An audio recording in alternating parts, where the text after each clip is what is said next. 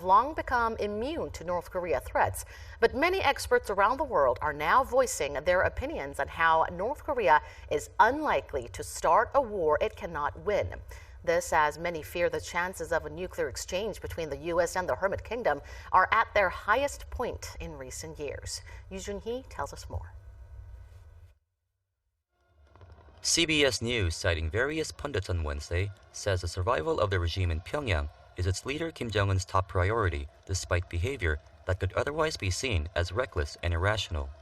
They also say that although Pyongyang may or may soon have the capability to devastate an American city with a nuclear-tipped ICBM, it's seen as having no ability to destroy the U.S. outright. However, amid the escalating war of words and brewing mistrust between Washington and Pyongyang, experts say even the slightest of miscalculations could easily trigger a full-scale war on the Korean peninsula.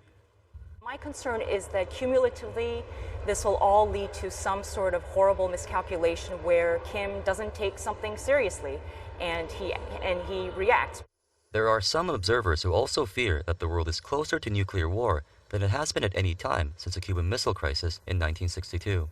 Although it's hard to predict the exact shape and form of a potential military conflict on the Korean peninsula, the death toll is easily expected to be in the hundreds of thousands, if not millions. Those fears continue to persist, with a harsh verbal tit-for-tat between the U.S. and North Korea showing no signs of cooling down at the moment. Yoo Jun-hee, Arirang News.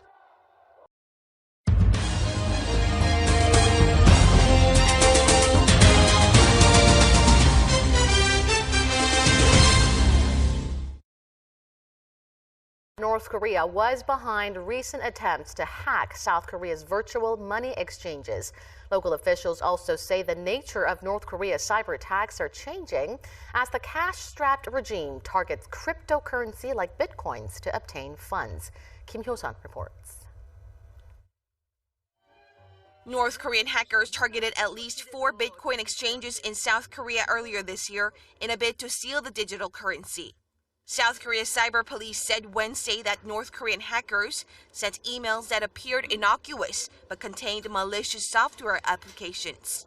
In 10 emails that were sent to 25 workers at 4 different Bitcoin exchanges, the hackers disguised themselves as South Korean officials from public institutions such as the police, prosecution, or Seoul city government.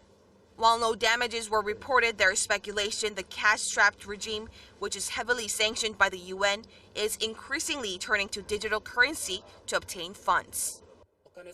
North Korea's cyber attacks used to be aimed at seizing private information or causing social strife in South Korea. The attacks are now aimed at extorting money. Last year, North Korea stole the personal data of more than 10 million customers from South Korea's Interpark, an online auction and shopping site, and held it for ransom in exchange for nearly $2.6 million in Bitcoin. And a report released earlier this week by lawmaker Sim Jae-chul of the main opposition Liberty Korea party showed North Korea attempted to hack South Korea's central bank on multiple occasions this year as well. Kim Hyo-sun, Arirang News.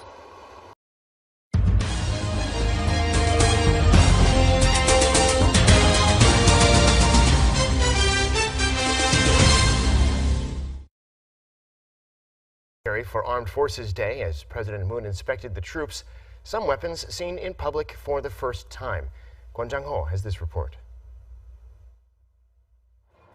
South Korea's military strength was once again on display as the country celebrated its 69th Armed Forces Day. It commemorates the day when South Korea and UN forces reclaimed the 38th parallel, the line that divided the two Koreas before the Korean War. This year, the ceremony took place a little earlier than usual, as the October 1st date of the anniversary falls during the Chuseok national holiday. 3,500 people attended the ceremony, staged at the Navy's 2nd Fleet in Pyeongtaek, the first time it's been held at a naval base. It's also near the location of several deadly clashes with the North over the years, a reminder that the Koreas technically remain at war.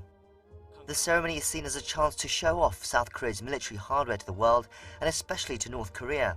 In light of Pyongyang's recent provocations, Seoul was also keen to emphasize its own ballistic missile capabilities. On show were several weapons from the kill chain deterrence plan, which targets North Korea's key nuclear bases in the case of an attack. It includes the Hyunmoo-3 cruise missile and the Hyunmoo-2 ballistic missile, which recently had its range extended to 800 kilometers and was tested earlier this month in a show of force after one of Pyongyang's ballistic missile tests. It is kind of a special message, especially psychological effect on North Korea and the international community that we have a kind of strong defense capability, especially focusing on jointness, including Navy, Air Force, and ground forces.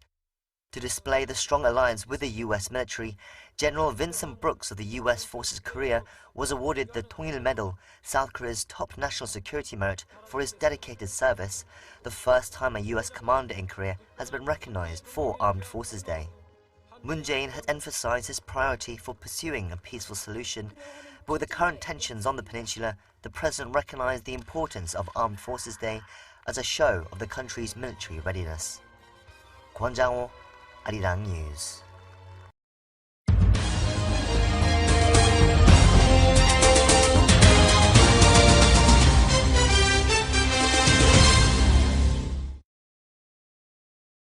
Of strong military deterrence on his first Armed Forces Day as president and the nation's 69th. Our chief Blue House correspondent Moon Jae-in leading us off. A powerful military deterrent is the only way to bring peace and prosperity on the Korean peninsula. That's a message delivered by South Korean President Moon Jae-in as he marked his first Armed Forces Day as the nation's commander-in-chief and the country's 69th. 평화를 수호하기 위한 우리 정부의 의지는 강력한 국방력을 기반으로 합니다. 무모한 도발에는 강력한 응징으로 맞설 것입니다. 강한 안보 없이는 평화를 지킬 수도, 평화를 만들어갈 수도 없습니다. Speaking before some 3,700 military officials and men and women in service at the Navy's 2nd Fleet in Pyeongtaek, South Korea's new commander-in-chief called for utmost efforts to beef up the nation's own defense capabilities. That includes the kill chain preemptive strike system, the Korean air and missile defense, and the Korean massive punishment and retaliation plan. 더불어 한미 연합 방위 능력도 강화해야 합니다. 한미 동맹의 확장 억제력이 실효적으로 발휘되어야 북한의 핵 도발을 원천적으로 억제할 수 있습니다. That joint deterrence, however, must be led by the South Korean military.